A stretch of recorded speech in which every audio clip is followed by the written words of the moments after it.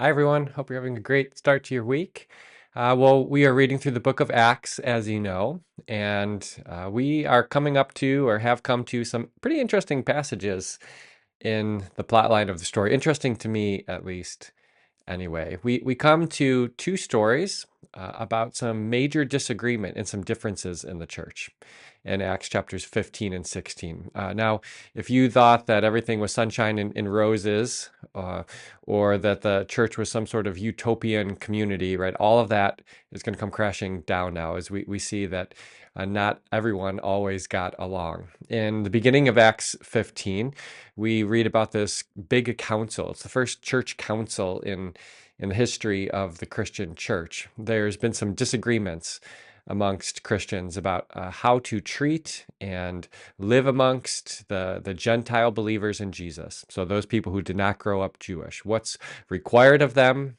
What do they need to do to be a part of the family, right? Because these were men who were not circumcised and men and women who had never been to the temple and maybe never would go, who never made a sacrifice to the true God, who didn't know Hebrew, who didn't know the ancient prayers of the Jewish people. And so the question arises, what do they need to do to be a part of the family? The biggest question is having to do with circumcision. Do you have to be circumcised to be in? And so there's some disagreement over this. And so they meet and they talk about it. And then a little bit later on in that same chapter, we read about a disagreement between Paul and Barnabas. Barnabas wants to bring along his cousin John Mark.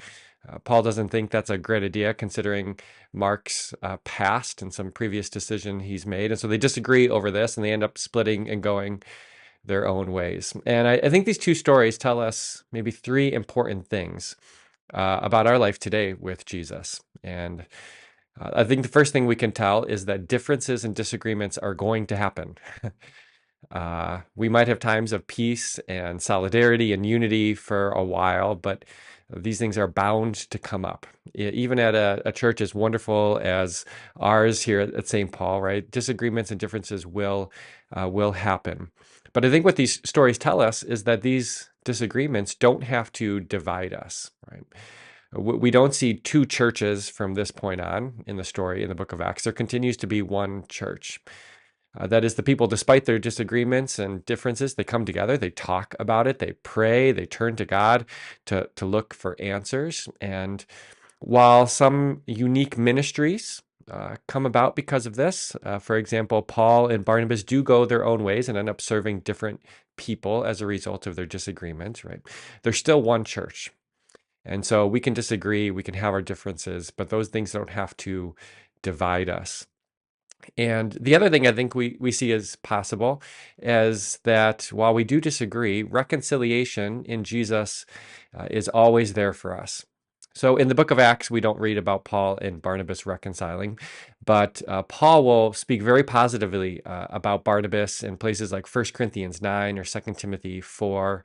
And so it seems as though that they were able to reconcile with one another, that they didn't let these disagreements linger over them or divide them. But through Jesus, they were able to forgive one another and reconcile with one another. And the same is true for us today. Again, we are going to disagree, but because of Jesus and what he's done for us, we can forgive one another, love one another, and experience true reconciliation. Jesus has opened up that way for us.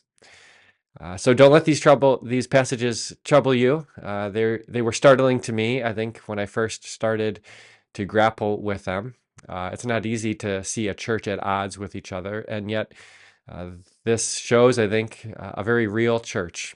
And we thank God, though, that we are one in Jesus and that reconciliation is possible in him.